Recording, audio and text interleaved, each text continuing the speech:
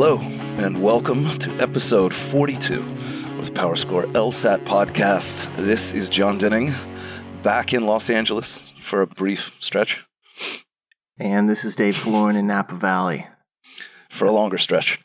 For a long, long stretch. Well, technically not, but I think about it as my life here. So yeah, you've got some concerts coming up, I think. I got a bunch of stuff. Supposed to be in Las Vegas for the Super Bowl. Got a bunch of concerts. We'll have to see how that all works out, but we'll talk about that in future days. How was San Diego and Torrey Pines? It was a golf tournament, so it's kind of what you make of it. We had a good time. My feet hurt. I would have thought that your liver hurt more, but yeah, but I'm used to that. Used to it. I'm pretty. That's just another Monday. I think this explains what you're probably drinking then today. A little bit, yeah. My drink for the day is a hot tea, which I've spiced up with some bourbon. It's almost a hot toddy, but I don't have any honey. And that's in both a literal and figurative sense. Yeah. I'd like to think I'm sweet enough, but the rest of my body disagrees. No honey. Yeah, that's right. I needed more darkness in my life, so I'm drinking Guinness. I like it. Yeah. Well, if ever there was a drink for the song we've chosen, Guinness is probably up there. Guinness or Jameson. I think so. But you know more about this song and this band, I would wager, than I do. A little bit. Yeah, but that's we're still scraping the bottom here. I don't know a whole lot about them. But this is just a good drinking song. And when we had originally thought about recording this student mailbag episode that we're about to do, for some reason the song was playing in a loop in my brain. It's Dropkick Murphys, which, if you're not familiar with them, is a hard-charging Irish Boston band. Bagpipes and fiddles and booze. And the song, it's a great mix. The song itself is probably their biggest song, called Shipping Up to Boston. If you don't know what it is, you probably will recognize it by the intro riff. As long as there's guitars, I don't care. There are guitars. I know. I did listen to the song, although I'm I don't know, passingly familiar with them. So yeah, I'm also going to Boston in 2 weeks for a big event. So this is, again, kind of timely. Yeah, you talked about that last time. I did. So I guess it does all work out. And here we are with a nice kind of circularity to how things work. I love when that happens. What's going on in the LSAT world these days? A lot and nothing at the same time. Some things never change. Some things do change. We know that we've just gotten a whole bunch of 2020 LSAT dates. In 2020 and 2021. They have released the domestic schedule. And today, in fact, this afternoon, they released the international schedule for Europe and South America, as well as Asia, which run on different tracks. But those have just come out, and if you are looking to register for a test that is later on this year or 2021, at least you know the dates. You cannot register as of this moment right now, but I have heard that they will be putting the registration availability up in a few weeks. So, at least for some of these. We'll have to see. They're very busy right now, as we know. So that's something to deal with. The next LSAT is coming up on March 30th that you can register for. Right. There's obviously a February LSAT in between, but the next registrable LSAT in March, that registration deadline is Tuesday, February 11th. So about 2 weeks from now. And these aren't the biggest administrations in terms of test taker volume. So not quite the danger that you get late fall of centers filling up or you having to go to a place that's not exactly convenient. But if you're looking to take that test, go ahead and bite the bullet, register now. You could run into some center vacancy issues. Well, and as we knew before, one of the benefits is that in January there was a smaller group and they had fewer problems. So let's hope that February and March continue on with that trend and they continue to lock this down. But overall, it's just a bunch of dates and registration. Again, we'll say this. If you have not taken the LSAT writing, at least get into it and start scheduling it. It is still causing lots of problems. I almost daily hear from somebody who had a problem registering, or the system locked them out, or now they have to call LSAC, who's closed. So it's there's just some strangeness, and we just have to continue to make mention of that. If you're in that pool who hasn't taken it yet, just start the process, because when the inevitable problems occur, then at least you don't feel like it's panic time, right. And you're going to miss deadlines or anything like that. You won't. You may have to fight your way through it, but if you know a fight's likely, you might as well get started. So that's how I feel about that. That sounds like a very Irish sentiment. What if you know a fight's about to start? Go ahead and strap in. Get the first punch in. Yeah, swing first. Last time I was in Dublin, I almost got into a fight with a guy. And it was, of course, after lots of drinking and stupidity. I think I said something to the effect of, "Why is your kid out at 11:30 at night?" We were just coming back from a concert, and I just made a random remark to the person I was with. And boy, he didn't take it well. No. There was no fight because the buddy I was with was like, "Dude, you're going to get knifed, so we're getting out of here." Yeah, that's where a broken bottle comes out. I've dodged a couple scrapes over there myself, but some close calls in Ireland for both of us, from the sound of it. Well, I'd had a lot to drink, and I remember distinctly saying, "I don't know why you grabbed me. I know I could take that guy. He was way drunker than me." That's always a bad sign when you have to make that argument. It's a bad sign. Well, anyway, good for you. Let's move on. Well, the theme of the discussion today is a bit far-ranging. That we've done one of these before, so this is the second installment of what we've called a student mailbag. Is it the second or third? I think we've only done one before, but I could be wrong about that. I know it's not the first. I'll put it that way. I feel like I need to wager that this is the third. No bet. Okay. No bet. I take that as a win. Yeah, you can have this one. I mean, it's a very provable bet, but I'm not sure that I'm We're not going to prove it right now because No, let's get into it. What we've done, just to give people a preview of how these tend to operate, is you and I both get a lot of questions, emails, blog responses. Your Twitter is certainly very active. My Reddit tends to go a little crazy at times. So we compile the more interesting questions that we get and save them for talks like this, where we can disseminate the responses. And that's what this is. So it's going to be a little bit scattered, less cohesive perhaps than a singular discussion. But that's good. I think it's actually fun. I enjoy these. Yeah, and I will say this. I know that both for you and I, our ability to answer questions on Twitter and Reddit has been really good during the latter half of the part of the year, just because we focus so much on what's happening with students. Right now, we're moving into that creation phase. So I know my ability to answer questions on Twitter, especially direct messages, is going to be a little bit limited. And I know that's the case for you on Reddit as well. So probably won't see another mailbag for a while here as we kind of like move through this, because it's time for us to, this is the time of year when, at least in the LSAT world, you have a little bit more freedom to sit down and write things, create them, film videos, expand courses, things like that. That's what we'll be focusing a lot of our time on. So if you don't get an immediate response from something that you write to us, it is not personal. It is strictly based on the fact that we are deep in a hole trying to figure some, heavy-duty LSAT stuff out. That's right. Well, it's probably not personal. But if I don't get an email back from you or a text back, then I know it's personal. That's personal. I'll accept that. It's personal on my part too. So, well, I will say, as we've in structuring this out in the way that we tend to talk about it, I do think we can talk about ideas in a collective sense of like, let's talk about specific prep questions, general prep questions, or things that are, as we've done before, more about mentality and test anxiety and the right kind of mindset. So at least there'll be some degree, I hope, of a synthesis there. We'll see. Yeah, I think both you and I are similar in the sense that we really enjoy having like the themed, focused discussions. Like last week when we talked about the reading comprehension skills test, I like that. That's something that we can kind of dive into and really kind of explore and deconstruct the elements of it.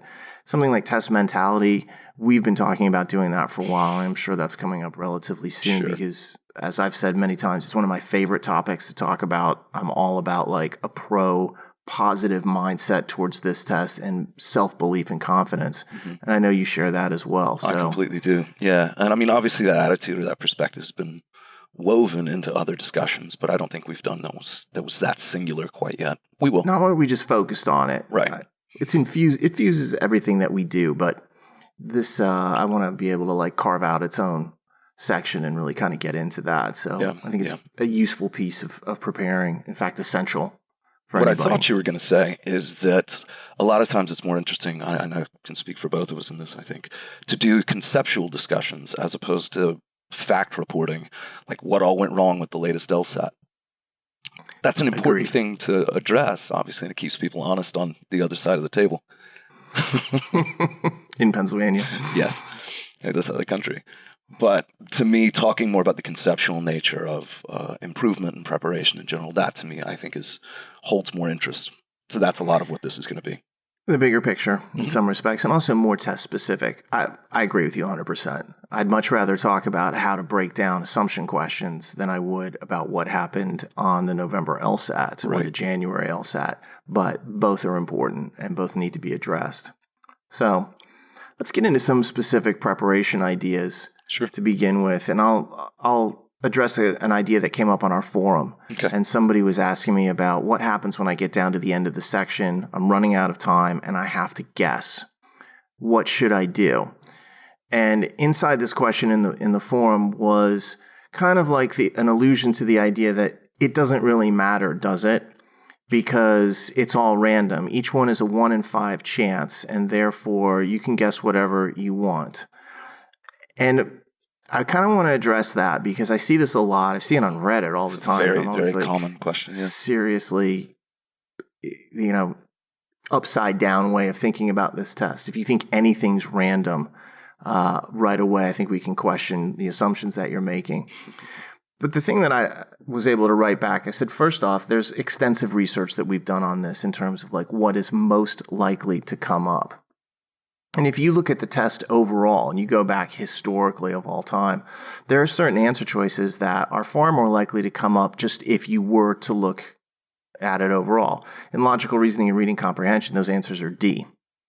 And in logic games, it's B, which, for me, that may sound like a surprise, like, why isn't it C or D? But in logic games, it's so black or white, you're either getting it or not, so they can put answers a little bit earlier, and then that helps balance that kind of back-end focus on logical reasoning and reading comp where they want you to spend more time reading. Well, when you move into the last 5, which is what this person was really focused on, the end of the section, that changes. Logical reasoning, the most common answer in the last 5 is answer choice E. And you think about that for a second. Well, if it was A, someone would be like, grab a free point, on to the next problem. You go to, the further they have to go through it, the longer that it takes, the more it squeezes those extra seconds out. Yeah, you're going to have to read through 4 bad answers before you get to the correct one. Time's, of the essence. The clock is ticking. Yeah. So in logical reasoning, it makes a lot of sense that it was actually E. They've pushed it to the back. In reading comprehension, the most common answer is B in the last 5. Yeah. Now, sometimes people are like, reading comp and reasoning are the same. I'm like, no, they're not. Because in a lot of reading comprehension problems, before you go to the answers, you go back to the passage to research elements of what was discussed. And that is a time-consuming process. So they can move that answer up a little bit earlier, but still cause you to expend time in terms of what they ask. And in logic games, interestingly enough, it's A. And when you break something like that down, again, that's because in logic games, it's so black and white. If you didn't understand the game and you're struggling, it doesn't really matter if the answer is A or E. Right. You're either seeing it or you're not seeing it. Now, the thing that you often see talked about online is it doesn't matter. You don't have to guess all A's at the end of logic games if you're running out of time, or all B's at the end of reading comp, or all E's in logical reasoning, because it's just 1 out of 5 every single time. If that was the case, you would not see the kind of discrepancy that we see in the statistical variance. If things were truly random, you'd expect over thousands of answers for everything to be 20%. All of a sudden, you discover, though, that in something like logical reasoning, it depresses down to like 16% for answer choice A. Yeah. That is not the hand of randomness. That is the hand of a maker coming in and saying, no, don't have that answer as A. Shift it back towards C, D, or E. So it is really, to me, a fascinating concept to look at, is that people assume that it's independent. And I'm like, it is not independent. It is actually being formed by people. It is being made with intent. And when that happens, things are no longer 1 out of 5 randomly. You are better off in something like logical reasoning guessing E on the last 5 answer choices. And it changes, by the way. Sometimes D and E are really close. And we update it after every release test. So you can check that on our website and see where we talk about it. And it's in our books and courses as well. But a really interesting point when you think about, is it random or not? No, it's not random. That's why this is useful. If it was random, it wouldn't make a difference. But and it would average out equally. Let me point two things out about this. What we're talking about is blind guessing. Just because E is the most common answer in the last 5 in logical reasoning shouldn't sway you towards E if you have a chance to actually do the question. And I think for a lot of people, they misinterpret this as like, well, if you're down to D or E, pick E. It's like, no, pick the one you think is right. Yeah. That's such an obvious thing to say, and yet I do get asked that question. So, well, if you're between A and E and you know that E is more statistically likely, it tugs on you a little bit. You have to ignore that. This is for, I can't do the question, and so now I'm going to guess on it. Yeah. So, in the Scantron days, this was when you're in the last 5 seconds, 10 seconds, bubbling answers. The digital test, this is where you're clicking through the last few screens. Exactly. Excellent point. Yeah. Let me add one more to this. Again, the fact that there's a statistic average here is undeniable and makes sense when you think about it, the intent behind it. But if you can track to some degree what answers you've chosen through that section, especially the ones if you feel like you're doing well, then that actually affects this too. If you are at question 23 and you've answered A twice in the section, I would guess A on the remaining questions because there should be more A's overall than that. And that's true of any of the single answer choices. Yeah, if you've gone through a section of LR and they just got rid of all the D's early on, right, and you get down to the end, well, I'm switching to D. The one kind of a problem with this strategy, and you know what's coming. I think I do. Yeah, is in the old days when we had a Scantron sheet, it was so easy to see which answer was showing up a lot and which answer wasn't. Now, with the way the digital scoring records it, you cannot see it very clearly. This is one of the reasons that I've asked them to, instead of just darken the oval, put a little letter in it. So it darkens and then it shows that it was C or A. So you could glance at it. Wouldn't be perfect and wouldn't be as visually powerful, but it would be better than nothing. Yeah. So it's a little harder to do it. You have to kind of think back to, what did I do earlier? How many answers have I kind of chosen that were A? Boy, I don't remember hardly choosing any. Bang, let me go ahead and choose A for this. Yeah. So again, the history of the section itself influences this too, but that's very individualized, test to test, student to student, really. What we're talking about is just a historic tendency. It's funny, I wasn't thinking about this question until just now, but I have been asked in relation to that, Dave, with the digital platform by a number of people, should I write the answers then down on the scratch paper as I go? Because at least it would give me a way to quickly look at the section.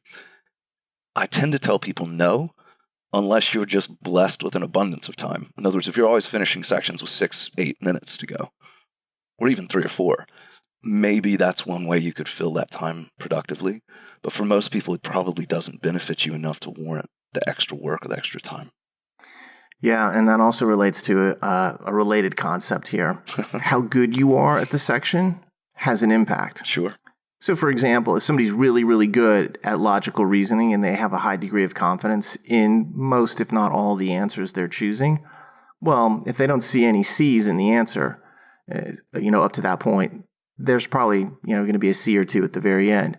However, if you're really hit or miss and you're getting like 40 or 50% of the questions right, it's no longer an accurate guide. So you have to look at yourself and say, well, how accurate am I? This is a great strategy for really high scorers. For someone who's not scoring that highly, it becomes a little bit less stable and predictable or predictive. So you have to be able to kind of like self-assess here. Could I use this strategy? Would it be applicable? Is it even worth the time? Do I have the time?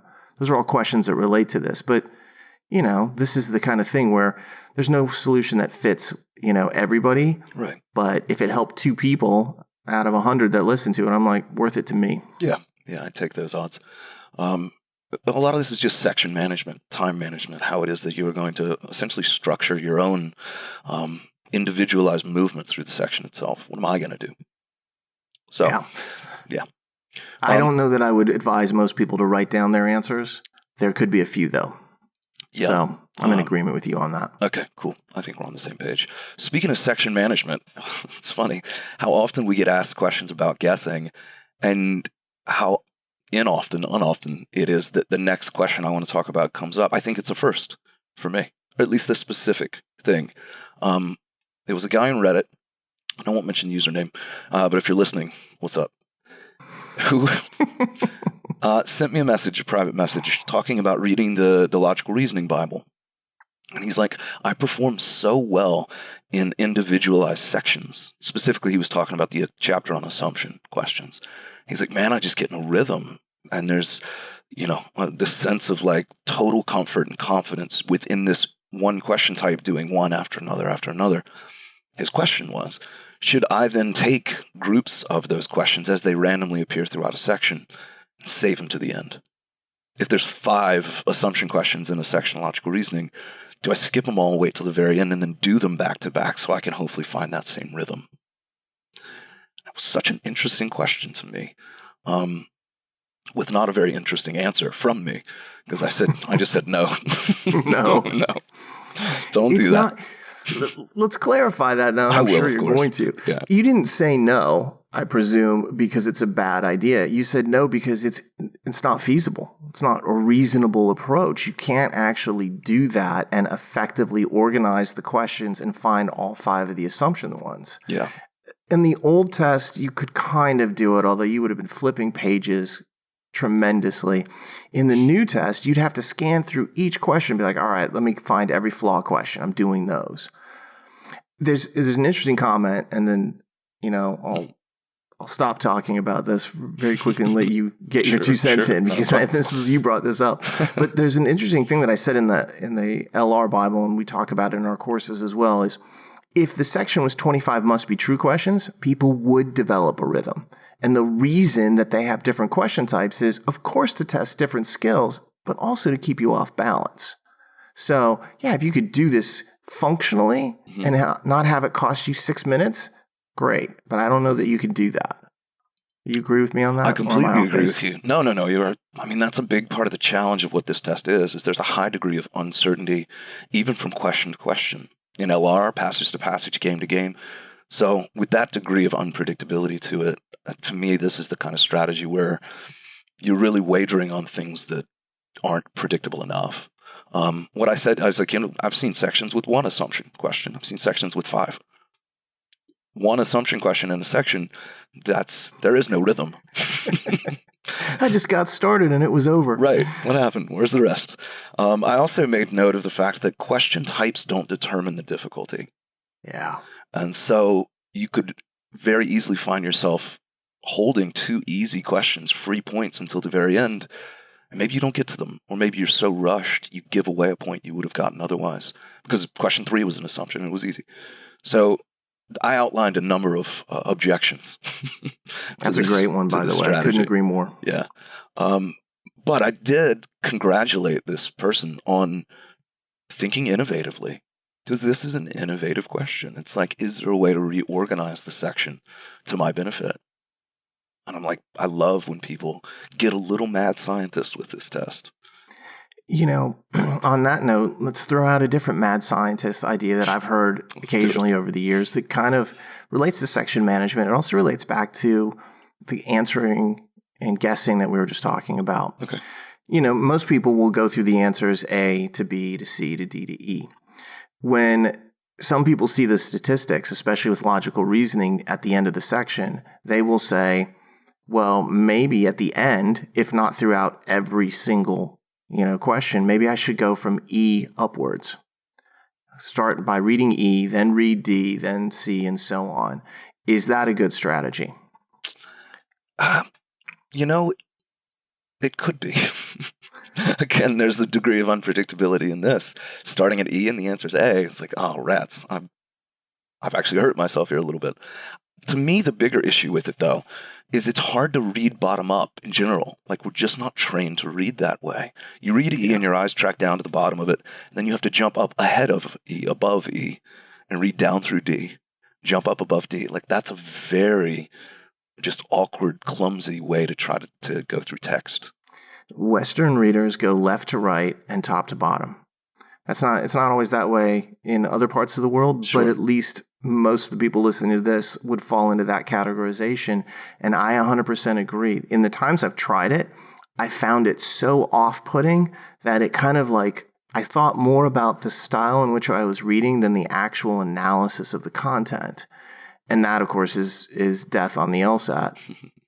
And so, and the other thing is on those occasions where it does turn out that it's A, then you're kicking yourself. Yeah. Even though there were plenty of occasions where you started by reading A and it wasn't that until you got to E. It feels like the misses or the ones where it takes longer, you're going to punish yourself more mentally. And the times you started reading at E and it was D and you did save some time, but you're still going to read all of them anyway. Yeah. So you just got to the right answer earlier, but you still have to read everything. So why not read it in a way that is easiest for the way your mind's been programmed? Sure. You could train some of the clunkiness out of this, but it's never going to be as smooth as reading it in the natural reading style that, like you say, at least Western readers use. 20 plus years of reading in a certain style is hard to break in a couple months. Yeah. I mean, that's one of dozens of reasons I can't read Hebrew. The biggest being I don't know any of the language, but they read right to left, and that's tricky. Yeah, you run into things like that. So that's that's kind of an interesting discussion, though, when you start talking about how to read it. And I will close off on this thought.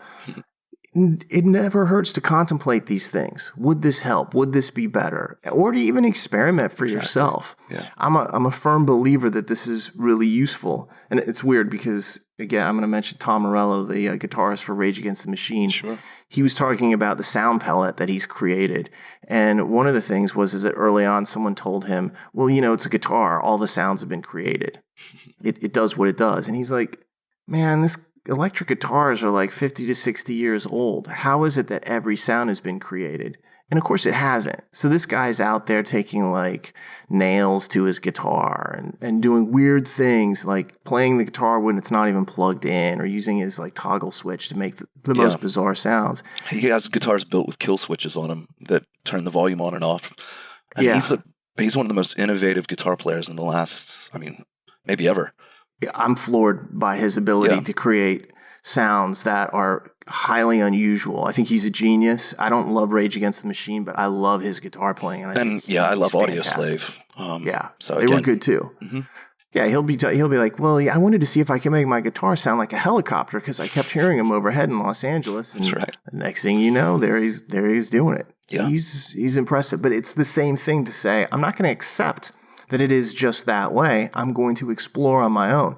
That's powerful. Mm-hmm. If you're, in the guitar, it's great. You end up being famous and playing in a world famous band. But on the LSAT, you're making yourself happy because you're like, I explored every avenue. I really thought about it. I put my mind to it, and this is what I came up with. I'm 100% for that. Yeah, me too. You and I both, I think, tend not to rely terribly on convention. Especially when you do have this ability without consequence to just go experiment, play around, try different things. Yeah.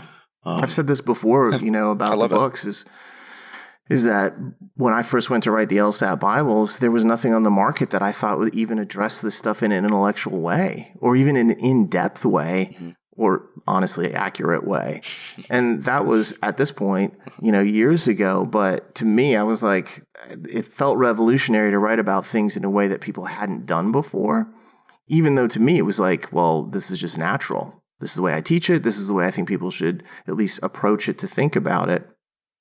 So, getting into a rut, these kinds of things, break out of the rut. Yeah, completely. Those books are the product of a very systematic, very creative deconstruction of this test, and you could tell what worked and what didn't. And Please continue. You were gracious enough to share it with the world. I want to hear more of these compliments. Anyway, that turns to the next question. Somebody asked me on Twitter, and I always like it when people will write me messages that say, hello, Mr. Kaloran. I'm like, what exactly about me has suggested that I might ever want to be known as Mr. Kaloran? So Please formal. You're so formal, David. David. If you're calling me David, you are my father. He still calls me David to this day. It'll never change. I don't think he understands the use of Dave. My wife calls me Dave, and the first time he heard it, he was like, so you call him Dave? And I was like, dude, everyone does. And you call your dad dude, so that's fantastic as well. I call him bro, and he says, I'm not your bro, pal. I say, I'm not your pal, buddy. Pal, buddy. One of the great South Park exchanges of all time. Those Canadians. What was the question specifically? It came down to this. Can you please tell me which of your books that I should start with, especially if I'm on a budget? Mm-hmm. And of course, for me, the budget part of the reason I wrote those in the first place was because there was nothing that was like under $200 at that time that had any quality whatsoever to it. So I always think about it as, a budget approach anyway, or at least a less expensive approach. Those books, it adds up certainly, but given hopefully how it can help your LSAT score and ultimately the financial offers that you get, I think they're a really good investment, as we talked about last time. Yeah. But a lot of times people come to us and they're like, I see you have these LSAT Bibles, you have these LSAT workbooks, and you have these training type books. I don't understand what is what. Mm-hmm. Now, I wrote a blog a long time ago that says, here's what each one of them does, and here's how to use them. And if you have any of those books, we have free study plans that you can avail yourself of and see how we suggest kind of like commingling all those resources. But the answer to this question is always the same. You start with the LSAT Bibles. Mm-hmm. All right. That is the foundation in terms of like the self-study that we offer. If you start with the workbooks, you're doing specific drills on topics that come from the LSAT Bibles. So it's kind of like putting the cart before the horse. And if you're doing the training types, you're now doing individual questions that are supposed to be kind of like skill building and practice testing. So now you're putting the second cart ahead of the horse. You want to learn about how to approach it and the ideas. So the LSAT Bibles are the best place to start. And his question kind of continued on, which one? Now, to me, I always say this. If you have a known weakness, go ahead and attack it. Like if logic game scares you or concerns you or you're just not great at it yet, attack that head on. Start feeling better as soon as possible, because once you begin to learn that there are patterns within the questions and there are tools that you can use to attack these ideas, you'll start to feel more comfortable. That's worth more than anything while you're preparing. But for a lot of people, they're like, I don't know, or I feel equally bad about all the sections. In that case, I always say start with logical reasoning. Right. It's half a test. The Logical Reasoning Bible goes into some concepts, especially conditional reasoning, that will then come up later on in logic games. And students who read the LR Bible section on conditional reasoning first pick it up faster in the Logic Games Bible. And then, of course, logical reasoning also transmits a lot of ideas into reading comprehension. Yeah. So you get more per minute spent on the LR Bible in terms of the number of questions and how it works with the other two sections than you would with any other. But again, it's personal. Right. You fear logic games? Start there.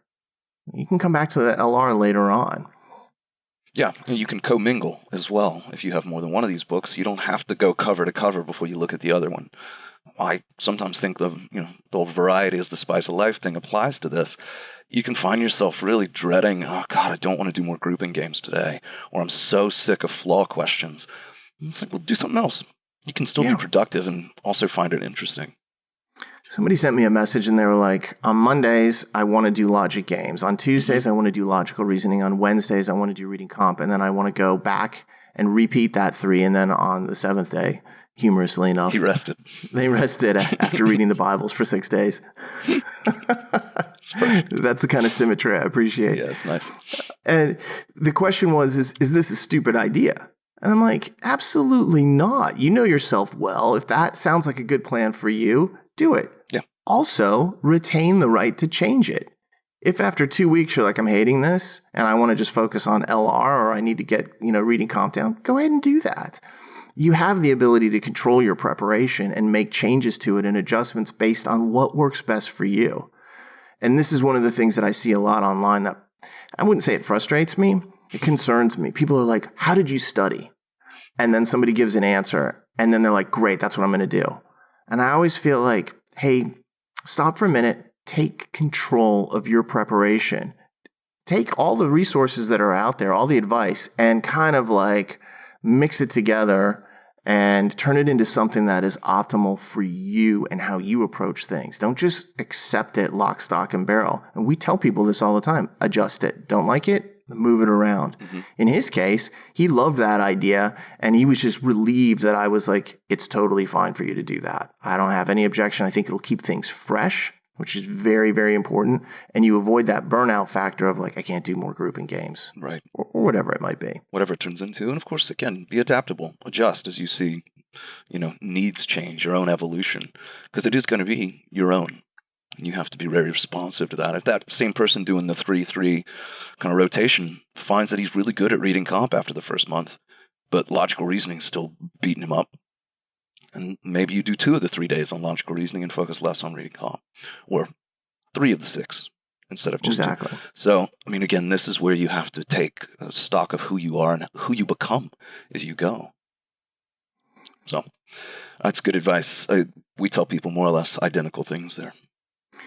Yeah, I think it's the most logical thing, and it really relates well.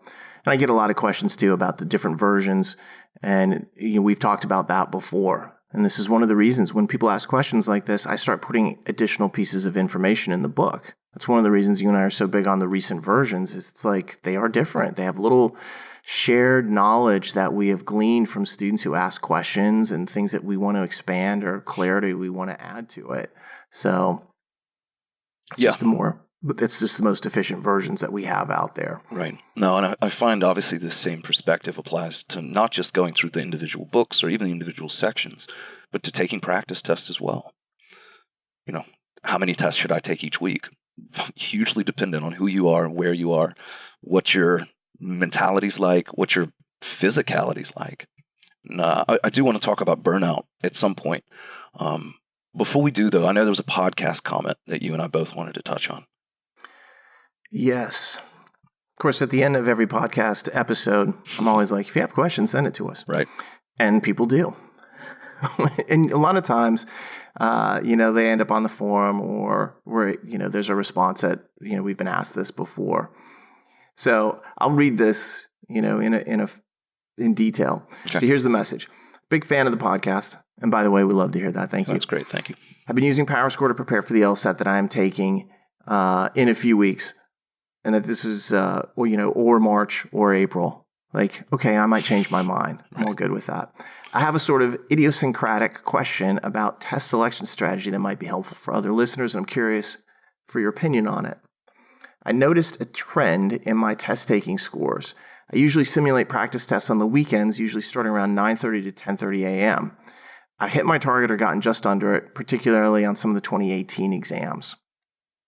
In a weird quirk, I've ended up simulating the fall 2019 exams, but starting at 12:30, which this was just like the January LSAT. Mm-hmm. And my scores are a full 5 to 10 points lower. I am a solid morning person, and I am reliably tired after about 2 to 3 p.m., which would only be about an hour into the January LSAT or, some of the later LSATs. Right. And by the way, I'd just like to insert a comment that Frank Sinatra once made. He said, I feel bad for people who don't drink. When they wake up, that's the best they're going to feel all day. That's right. An incredible quote. Yep. And they buried Frank with a bottle of Jack Daniels, so he's a man of his word. You know how good this podcast is, because I think that's the second time we've mentioned that particular fact. One track minds over here, ladies and gentlemen. It is. So the message continues on. I've been studying for so long that I don't want to push another month. But it also seems like, given the data I have, I get very fatigued in the early afternoon, and I should wait for a morning LSAT, right. In this case for February. Does that seem to make sense? Or is it your experience that I'll have a big adrenaline kick and I'm just going to be fine throughout the entire test? Yeah, for what it's worth, this caught my eye at the phrase idiosyncratic question. And I was like, do go on. I love those. And at the same time, I don't find this all that idiosyncratic. I think this is actually a really good question. I think this is a question that a lot of people certainly share, or if they haven't thought to ask it, they should. So kudos to you, podcast fan, for posting this, because it's a very good one. I can speak for myself. I'm garbage in the morning. So mostly because I live like Frank Sinatra. But for me then, one of these afternoon LSATs, that's the sweet spot. In the old days, give me June. Forget it. Monday at 12:30? Oh, yes, please. Monday at 5 p.m., in fact. Give me that. I'd rather do 11 o'clock at night, but... Yeah, that's... if it wasn't can't so get unreasonable, that. I'd probably rather do 2 a.m.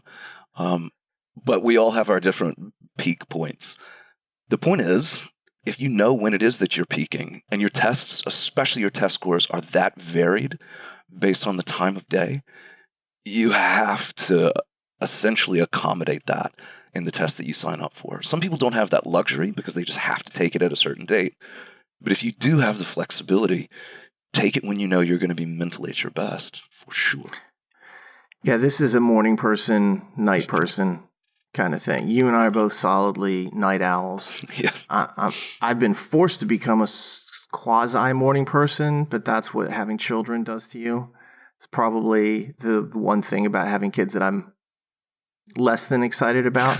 I didn't know how you were going to phrase that. I knew what you meant, but I didn't know how you phrased it. I would never change it, but man, there are times when I see 6:30 in the morning when I'm like, I wish I wasn't seeing this. But this is a really important point because I too would share that desire to take the Monday 12:30 exam. I'd be much fresher. I'd be a lot more alert. So you have to actually know your own circadian rhythms and understand who you are. This is a process of self-analysis as much as it is preparation. Mm-hmm. You can prepare all you want, but if you go in and you are seeing this type of score discrepancy, 5 to 10 points is significant. Is it worth it to go to a 12:30 test versus an 8:30 test if you're seeing that? Yes. In this case, the person wants an earlier test. And so I would say go for that early test. It is more than worth it. There's also a related thing that comes up here, and that's people sometimes are slow starters, whether it's morning or afternoon. And we've talked about that before, and we always say do some questions beforehand just to warm up and get your mind thinking in that pattern if needed. But these are things where I don't know if somebody comes up to me and says, what do I do? I can't say, take it at 8:30 and do warm-up questions. Right. And then for the next person, be like, no, do it at 12:30, but no warm-up questions. You have to figure that out on your own. That's what proper preparation is finding out your own skills and abilities, your own strengths and weaknesses, and ultimately your own preferences. Mm-hmm. So I think we're both on the same page with this, but what jumped out at us was 5 to 10 points just for 4 hours later. Wow. Take a morning test for sure. Yeah, especially when you've seen scores that you're really happy with in the morning, as this person pointed out, noted. I'm doing great on these 2018 tests, which are really good ones to predict. So I think, this was pretty cut and dry, but a question that is different for everyone. I can say, Dave, with some regret in my voice, they've just now released the latter half of 2020's test dates and times. You and I should both be disappointed if we had to sit for any of them because the vast majority of tests they've just announced, 8:30. 6 of the 8 test dates that they announced are 8:30 tests. 2 of the 8 are 12:30 tests. Yeah. And especially since we live on the West Coast, we'd far prefer those 12:30 tests so we can kind of get up and get moving. I want to add one point because that's a really good note to make. It's like you only have 2 opportunities in that second half of 2020 and early 2021 for midday tests. Yeah. In the case of this guy, I think what starts to happen is it becomes psychological too. Mm-hmm. Oh my God, I have to take an afternoon test. I'm not going to do as well because I know I'm not an afternoon kind of person. That is just as damaging as the reality of whether or not that's true. And so it becomes like the placebo effect. If you think it's going to happen, it's going to happen. Yeah. And you really need to do everything within your power to create an environment where all the factors are going your way. Because if something doesn't, you want to be in a really positive mindset to deal with that and honestly kick its ass. Yeah, it's a really good point. To which I'll put maybe the final cap on this. If you were looking at an afternoon test and you're looking to the latter half of 2020, there aren't a lot of options. Try your best to target the first one that you could realistically be ready for, because then you've at least got the safety net of a second. If the afternoon is that's your sweet spot. I like it. Yeah. You mentioned something before, talking a little bit about warm-up. And one of the cautions that we've tried to provide, a footnote really, that we've tried to provide on our advisements of warm-up is being cognizant of burnout, just general fatigue. You've only got so much gas in the tank. A warm-up is going to take some of it. make sure you've got enough to finish strong through the 5th section. I know you were asked a question on Twitter that dealt with that. Indeed. So it's perfect for us to turn to this, and I know you wanted to talk about this stuff too. Yeah, fascinating to me. And even as a preface, burnout is real. Oh, yeah. So if somebody's like, oh, I don't know if that's a real thing, it's for sure real. So if anyone listening could see me right now, you would know it's real. Because San Diego beat me up a little bit. That's okay. That's not really burnout, John. That's a totally different thing. Okay. That's a hangover.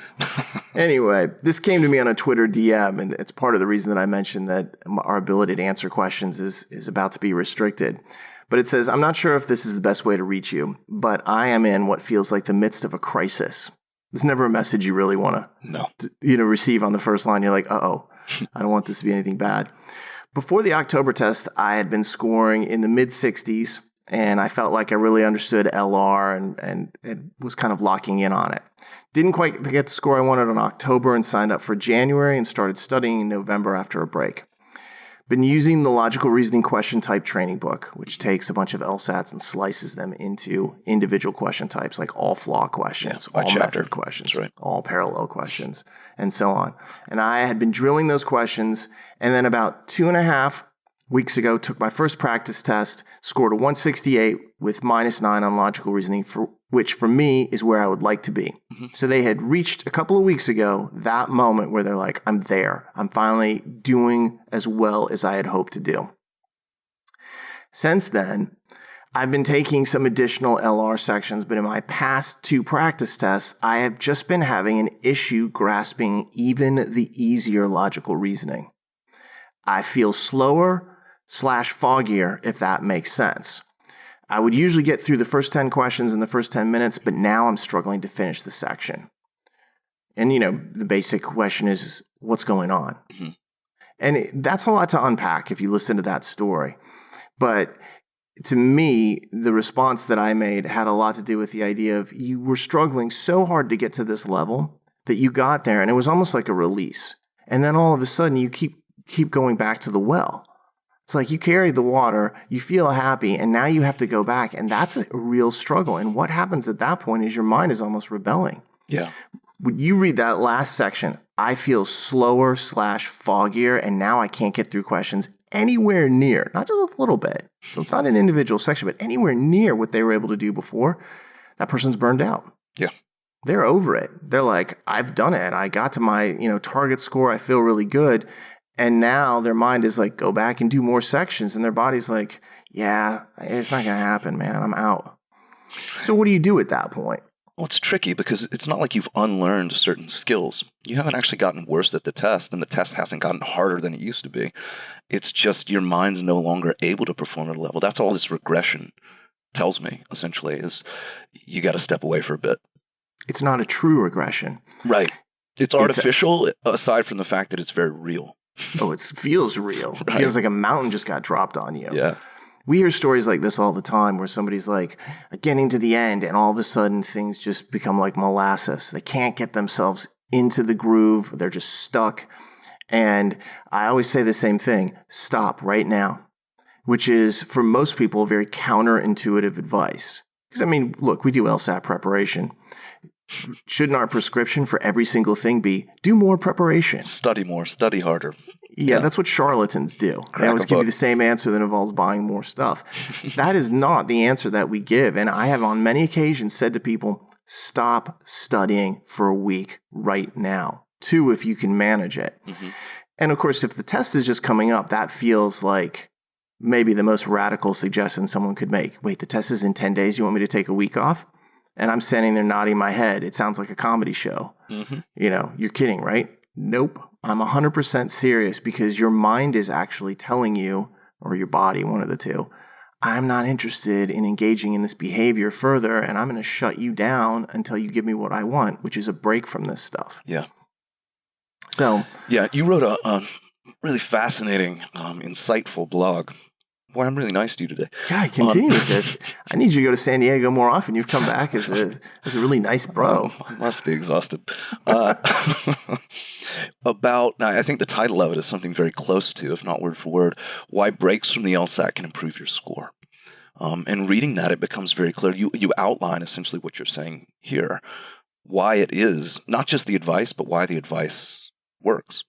Yeah. What your mind's actually doing, what your body's doing as you step away from this and give it a chance to recover and to recalibrate in a way. Yeah, a lot of people are worried about the idea of I'm going to lose my sharpness. Right. But your mind's not that weak. Everybody's got a mind that's far more powerful than they realize. You didn't forget what a weekend question was or how to negate an answer choice just because you took a week off. What you did was you gave yourself the opportunity to sharpen back up and be more attentive and to increase your mental acuity so that you can focus in and actually get back to where you were previously. As I've often said, what happens when you walk away from a test like this is that the ideas are so big and fundamental that your mind keeps moving them around. It keeps kind of like working on them subconsciously, and it's almost like building a pyramid. Blocks that you didn't realize were out of place get put in place by your subconscious. And so when you come back, for a lot of people, what they see is an immediate score jump of at least a few points. Mm-hmm. And it's all because they took a break, they come back fresh, their energy's a lot higher. That fogginess, that stuck in the mud kind of feeling disappears. So yeah, it's counterintuitive, especially to give that advice right before an LSAT. I give it all the time. Yeah. I mean, there's a reason prize fighters take some time off before a fight or don't fight every weekend. It's because you have to let yourself recover so you're ready to perform when it counts. Someone's throwing punches at you, as the test makers are. So, side note on that, which completely plays with that point. Yeah. One of my friends in high school tried out for the swim team, and of course he made the swim team. And we, of course, mocked him forever because he had to shave his legs. We thought was hilarious. Yeah, I guess. But we ended up talking a lot about the way they approach swim meets. And, of course, what swimmers will do is they will taper down, meaning they don't swim as far. They don't do the same practice regimen all the way up to the swim meet. They slowly get it, shorter and shorter and less strenuous. They taper down so that their energy can kind of build, and then they can turn around and go into the swim meet maximally powered up. It's kind of the same idea here, except if you're really stuck, you need a more radical solution. And the mind is a different type of muscle than, say, your quadricep or something like that. Similar, but different. Yeah. So this is one of those strategies that is based upon thousands of real-world examples that are out there. Yeah. Athletics probably the most prominent or maybe obvious, self-evident. But certainly there's all sorts of other endeavors where you're going to use your mind, your body, whatever, and you just have to give it a chance to repair itself. Or in the case of this, give it a chance to almost become, as you said, re-energized, or as I sometimes describe it, re-enthusiastic. When you feel yourself dreading prep, and sometimes you do have to just kind of grind your way through, but if you find yourself waking up genuinely hating the idea of looking at an LSAT question, take a break. Certainly that's not a practice test day. That's funny because I got a message within the last 5 days where they had this long discussion of some type of question, and in the middle they were like, I hate the LSAT. And I wrote back, and quite honestly, I didn't focus on the specifics of what they were saying. I said, you know what really worries me about this is you saying you hate the LSAT, because that's something that I would focus on before any of the rest of this. And I don't think, I don't know for sure if they wanted to take that advice or not, because it's like, well, I wanted to talk about this. I'm like, yeah, but if there's a much bigger kind of monster in the room, shouldn't we address that guy first? And that's, that I hate the LSAT thing. I'm like, whenever I hear people say that, I'm like, we need to stop and talk about what you're doing with your time and maybe take some time away from this test. Yeah, that's so true. I mean, you and I have been quite outspoken evangelists about this idea for a very long time. If you find yourself hating this test, you're not going to perform at your full potential. I'm not saying that people listening to this need to love it the way that maybe you and I do. It's rare that they would. Yeah, it's a tall order. It's a small group of individuals in the world who have an obsession with this test. You and I are both in that group, but it is a super small contingent. You don't have to appreciate it at the level that maybe we do, but you have to look at it as not only a learnable skill, but a valuable one. And I think that perspective on this is enough to at least keep you in the game in terms of who it is that you're up against and how to best stay motivated. Yeah, and honestly, burnout is a huge issue. There's related issues like stamina. And I know you were asked about this recently on Reddit as well. Yeah, this is a question that does come up quite a lot. In fact, I think the quote was, "What advice do you have for people who are totally wiped by section 4, partially through section 5?" And this is a little bit similar to the one we just touched on. That was more the pre-test mentality and, practice tests. This is more like, what do I do when I'm in the moment and just gassed? I'm just on fumes. And I can see the end, but it's still a ways off. And I know that it's going to be a struggle to get there at full potential or full performance. Part of it is you have to train yourself to be able to go for all 5 sections. I think if you or I had to run a marathon tomorrow, we would really regret most of our life choices because we're just not trained for it. We're not conditioned. I would be, I wouldn't make it. I'd be hands and knees by like mile 11 at best. But I could train to get there. Anybody could. Sure. For the most part. So Stephen Hawking was never going to make it. But for the most part, there are people out there that no matter where your starting point is, you can train yourself to have more endurance, to have more of a reliable physical dependency on yourself. And so what I told this person was, try to do even more in a way. I know that feels like the opposite advice of what you just gave, but you have to almost like super train, overtrain. I tell people sometimes try to do a 6-section test then 5 doesn't feel so bad. So I know that feels a little bit different than take a break from it, let your body recover, but I see this as a different issue. This is you haven't given your body the right kind of training that it needs to be able to perform for as long as it should. Yeah, and I think part of the reason we wanted to talk about this is we don't want people to confuse the idea of burnout with fatigue. Right. Burnout often will manifest as I'm just generally tired of the test. What we're talking about here is I'm just running down on energy and focus in the moment. This is a very different type of idea that sometimes can seem to be the same. And it's kind of like this. If you wanted to run the fastest 100 meters, would you just run 100 meters over and over again and never run any further distance? No, maybe you should go out and run a few 400s or 1600s or what have you, and make sure that you're stressing the muscles appropriately so that when you go do the 100, it doesn't feel that far. Right. This is, in some ways, the idea of like boot camp. They want to make it seem so bad and so terrible so that you actually acclimate yourself and thereafter things don't feel so bad. Yeah. Yes, of course, it's all about training and so forth, but they're trying to rebuild your mind and spirit in something like boot camp. But part of that process is to say, we're going to make it worse than we hope it's going to be for you so that when you do get in the moment and you're dealing with reality of it, you don't feel kind of like overmatched. Yeah. Yeah. After Hell Week or whatever, the rest of life ain't so bad. So you have to put yourself through that at times to just make sure your body can get to the finish line with this. And, I also gave a couple of other practical things to consider, which was be wary then of too much warm-up.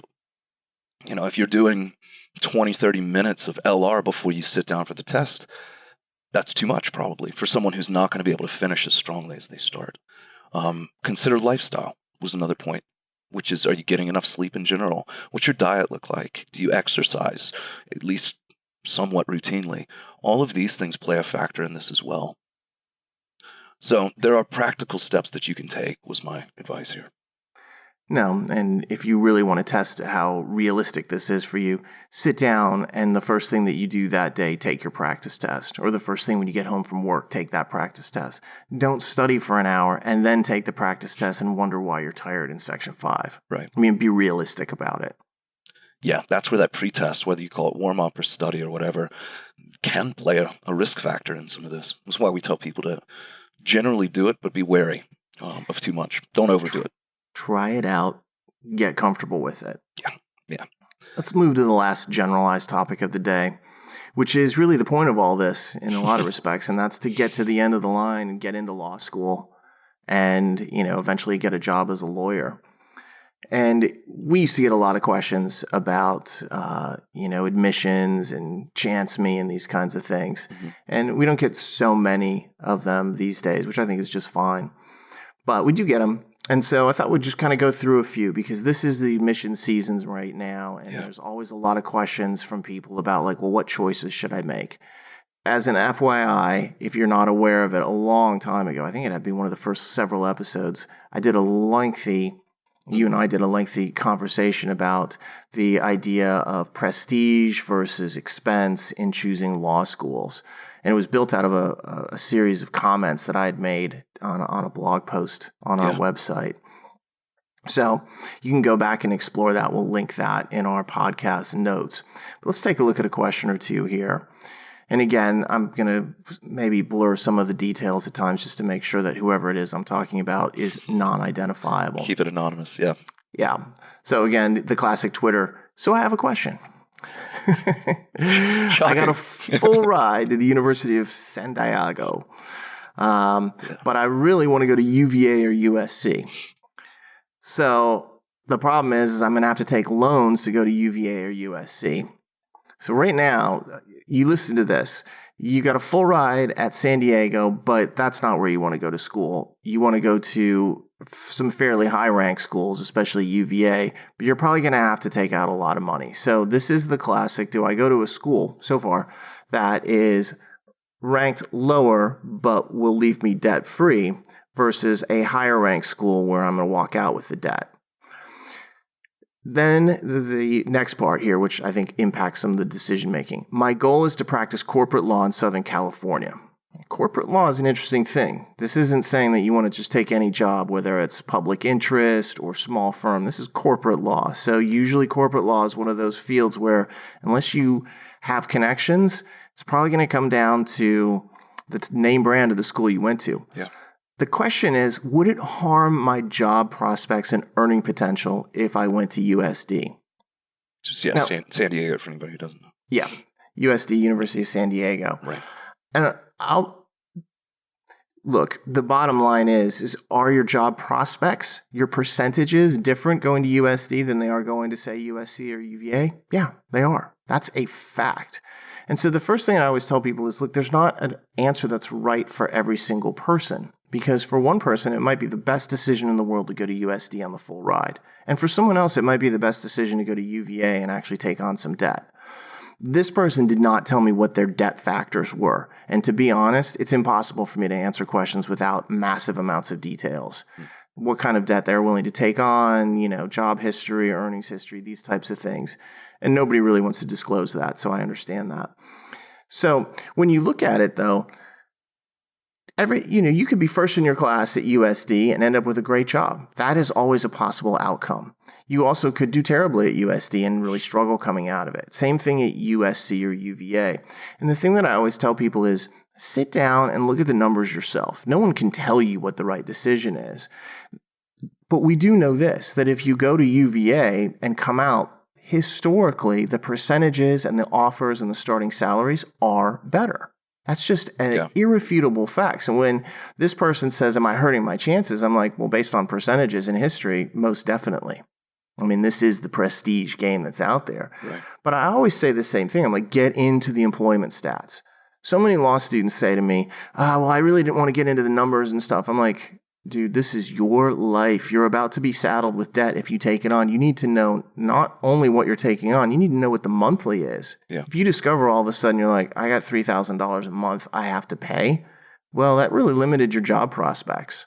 Unless they got some kind of loan repayment plan or some public interest situation that you can use, having to pay a nut that's like several $1,000s makes it almost imperative that you get a certain type of job. So it really changes the kind of like the dimensionality of what you can do.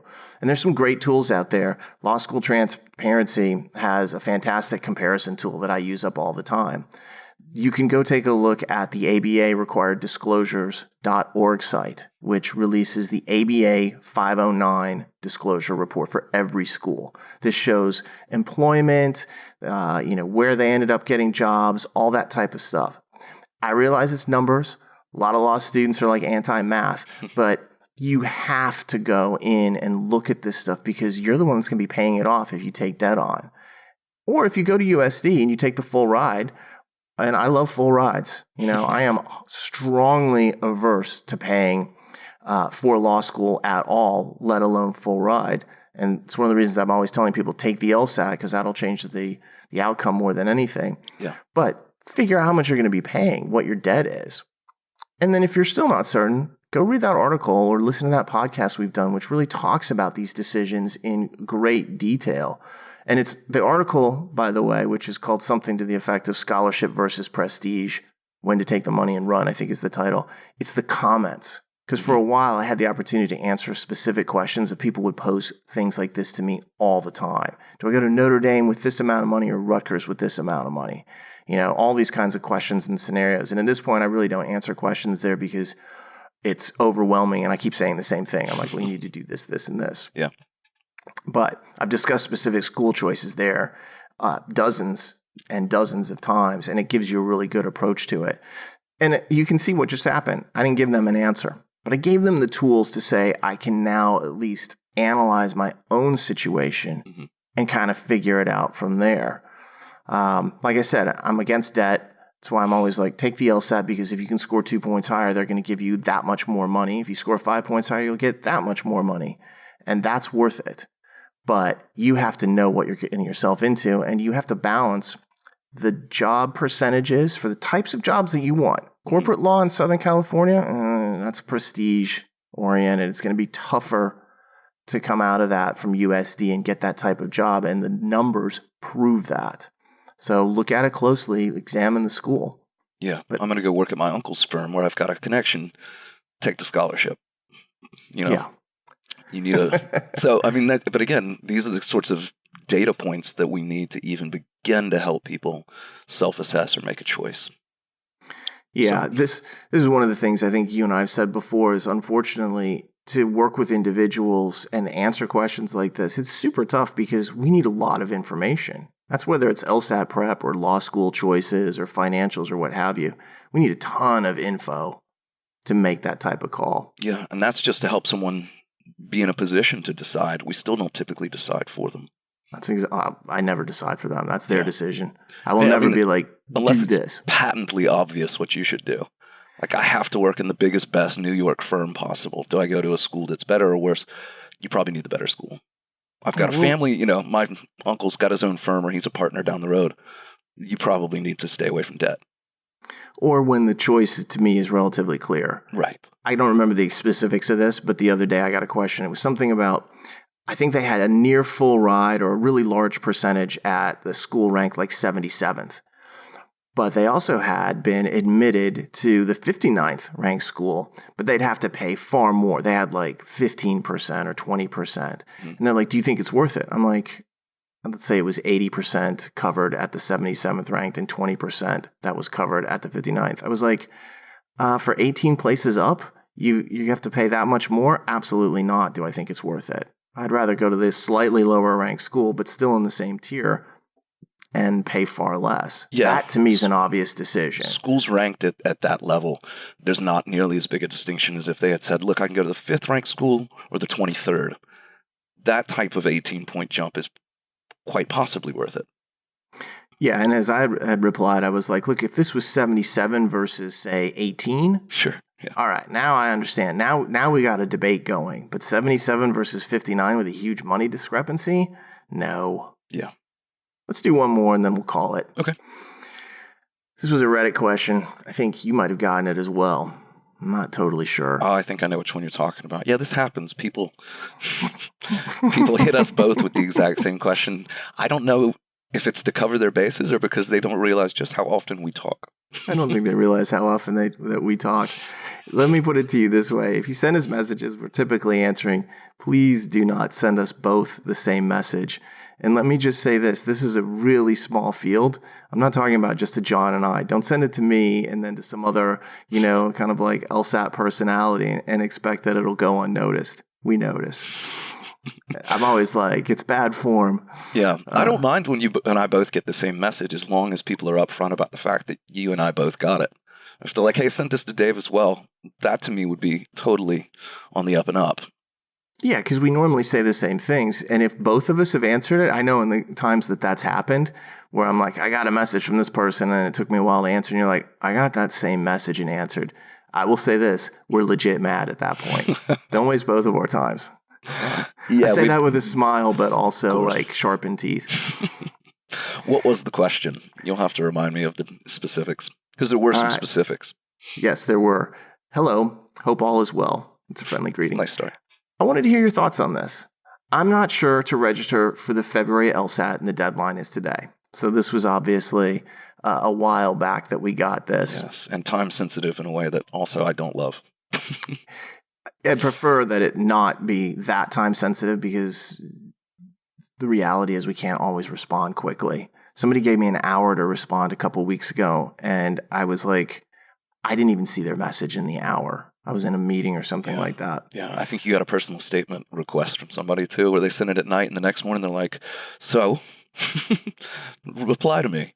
And you're like, that was 8 hours ago and I sleep. Like, what are you Yeah, and for the record, I really will not read personal statements. And especially if somebody sends it to me and they're like, hey, I just drafted this. I'm like, no, it's impossible for me to give like meaningful feedback, and it hurts me not to. I'm like, man, I wish you'd actually get one of our admissions consulting programs, because a lot of our consultants will share them with me because I like reading them. So a lot of times I'll read something that has been turned into one of the consultants and then give them some thoughts that, I have on it. People don't know that's going on behind the scenes, but it does, because that's something that interests me. Yeah. But I had somebody who sent me something, and there was a personal connection there. So I was like, sure, I'll do this for you. And I wrote back, and in there I said, you need to take a couple days and actually go through this and redraft it a few times. 45 minutes later, I got the next draft. And I was like, did you read anything that I said? Because this was not polished, and now you want me to read it again. I was like, sorry. What worries me sometimes with that is, too, not only does it bother me not to be able to be as comprehensive as I would like to be, or as any one of our paid services would be, but I worry sometimes that people misestimate just how comprehensive I've been, where they would take your few lines of advice and think like, well, that's all the feedback in the world I need. And it's like, you need more. But in the same way, I had a guy on Reddit the other day ask me, so what's your best strategy, or so how do you approach reading comp on the digital tablet? And I was like, geez, dude, we've got an entire chapter of the Reading Comp Bible devoted to that idea. And I'm supposed to answer it in a Reddit comment thread? I'll give you some tips. I don't want it to be a non-answer, but no, you don't want to be a jerk. I want to help people. That's why we do this. We've already got better tools than this right now to help you. Yeah. So let me point you in that direction first. Helping people is gratifying. Right. Feeling like you kind of half-assed it is not. I don't like it. And I always tell people, and when I used to read personal statements, and this was years ago, I would be like, look, I can glance at it and I'll make a few major comments. But usually if I'm making major comments, it means that there's minor stuff that's being missed. Yeah. And that speaks right to what you said. Will they get the wrong impression? And I think in the case of this, the person got the wrong impression. Like, oh, I just need to do this and this. I'm like, Actually, there's problems in almost every single sentence. But for me to break this down, it's going to take like an hour and a half. And this is just beyond the scope of what I can do on Twitter. Yeah. It's already a push. But let's continue on. Sure. I am a STEM major with a very high GPA, mid 160s, very good softs, and registered to take January. But I'm unsure if I should register for February, since, I think I should, because I know I'm going to improve, and some schools will consider it or use it to get off the wait list or give me more money. All true things. The only downside I've seen is that schools like USC will automatically put your app on hold because of the pending LSAT. Actually, most schools do that, regardless of whether you asked to get off that. So anyway, they didn't want to get pushed later in the cycle. Given I'll only be applying this cycle for personal reasons, and I'm trying to maximize scholarship money at the best ranked school I can, which I support 1,000%, I'm obviously realistic given how late I am. Should I register for February and conceivably take it or not? If I do get that 170 type of score in January, I'll just cancel February's score. And if I don't get the score in January that I want, I'll take February and expect to do well. Mm-hmm. Which is kind of like, do I have a backup strategy? And my response on this was, you know something? Your very last sentence there is the summary of what you should do. You should definitely register for February now and have it as a backup, because if you get the score you want in January, well, you're done. If you don't get the score in January, then you have that next LSAT that you can actually go into. And even if you did, even if you cancel that test or withdraw from it, no big deal. Right. They still had to wait until your January scores came out to consider you. At which point it was too late to register for February anyway. So yeah, that's funny.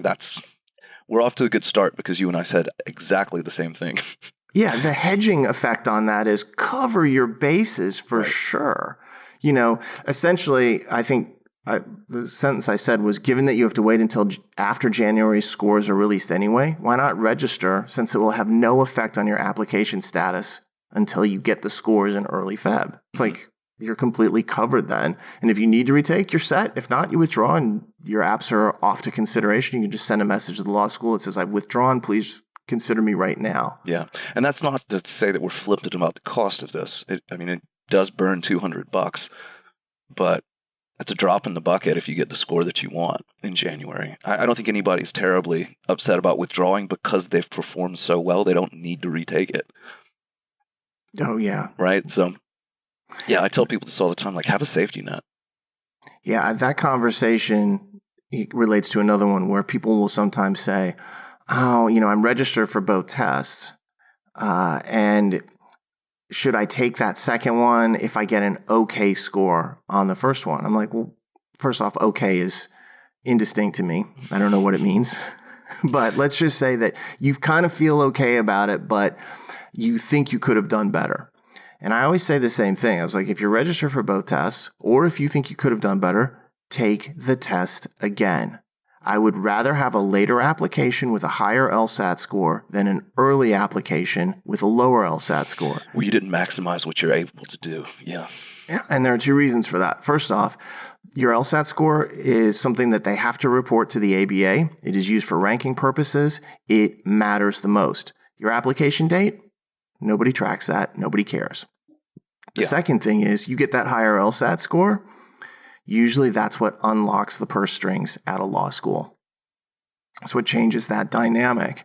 And so why not take the factor in your application that can have the biggest financial effect that you still control? It's going to be more than your personal statement. It's going to be more than your recommendations, more than your softs. And your GPA is more or less locked by the time you're off. So yeah, sometimes people, we preach this idea and I'm like, it's just common sense from a financial standpoint. If you're trying to reduce the cost to go to law school, and look, and unless you're like on Succession and you come from that family, you're going to be worrying about the cost of law school. Get to it. Get on that LSAT and do everything you possibly can for it. It's just common sense, honestly. Yeah. So you and I responded in the same way here. Register for February.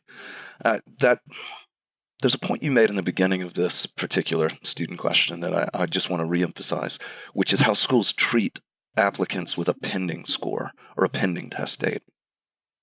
I get this question all the time too, and it's just so related. What tends to happen, and I think every school policy is a little different on this or potentially different, so check with schools one by one, case by case.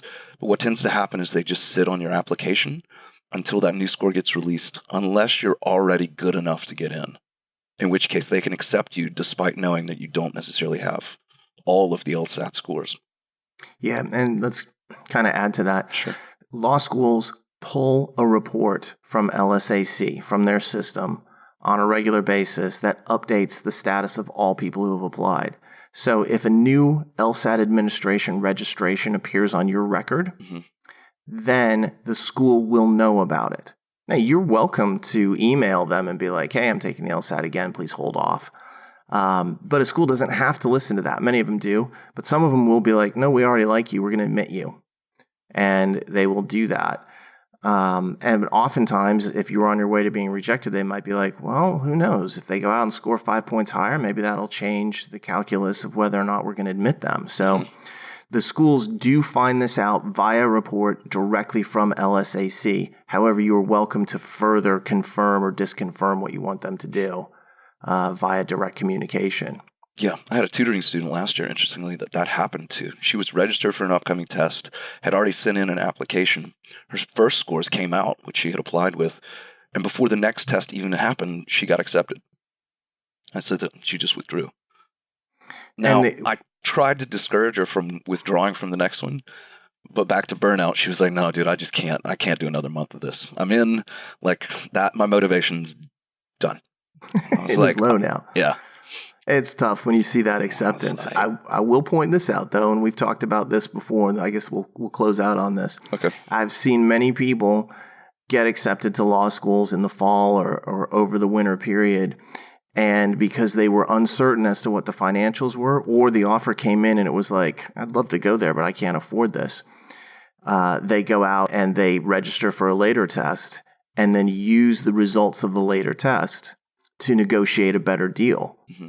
Or this common scenario too, which we've seen many times, you get waitlisted at a school, and they're like, yeah, we love you. We're hoping to bet you, but we've had so many good applicants. You know, all the stuff that they say that's really kind of like paper thin. And then that person, as late as tests as June and July before, has gone out, retaken it, scored better, come back and said, now I'm a different applicant, and gotten in. There's a whole article that we wrote called Using the June LSAT to Get In Off the Law School Waitlist. And that was back when there was 4 LSATs a year. You were February, then June, then September, October, and then December. Now there's more LSATs, so you don't have to wait even until June. But if it worked all the way up to June, you know it'll work earlier. And law school is the same numbers game over and over and over again. So take a careful look. In her case, I can understand, like, I'm done with the LSAT. Yeah. Thanks, but no thanks. And she had some money. She could have gotten more, I think, if she'd taken it again. She also felt like it was, if I recall correctly, the word she used was, I couldn't have like envisioned or created a better day for myself. The proctors were great. The room was nice.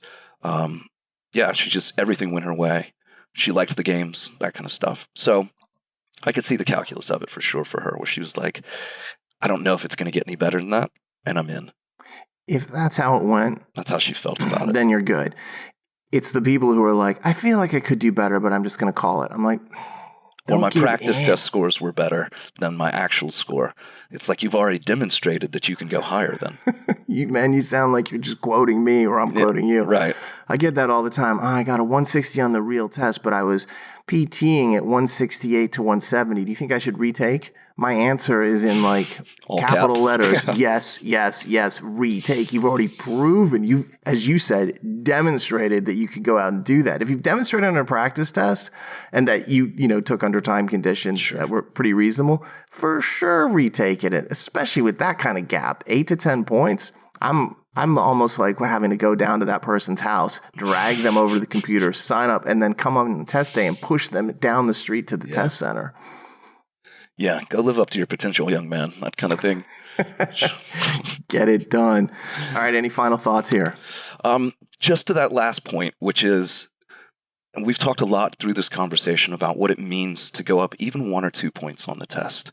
If you haven't studied as hard as you know you could have, if you haven't invested in the types of resources that do exist, and we've also talked about, whether that's a class or a tutor, if you know your personal statement might need some work and you haven't invested in someone to help you with that, this is an investment. It's worth it. It's amazing how much the right tools, the right guidance can mean, not just for your score, but for your future, for everything. The money, the prestige of the school, the jobs that you're able to secure coming out of those schools. So treat this period of prep for what it is, which is really an incredible investment into something that's going to pay you back massive dividends. That's what I would say. Well, I second that, so we're good to go. Awesome. All right, thanks so much for listening, everybody. We really appreciate it. If you get a chance, please subscribe to this podcast on iTunes, Spotify, or YouTube, or anywhere else you may find it in the wide world. Give us a rating, and if you have any questions for the next mailbag, which may be a ways off, but we will still get to them or answer them at some point, please send those questions to lsatpodcast@powerscore.com. On behalf of Jon and myself, thanks so much. Have a great week.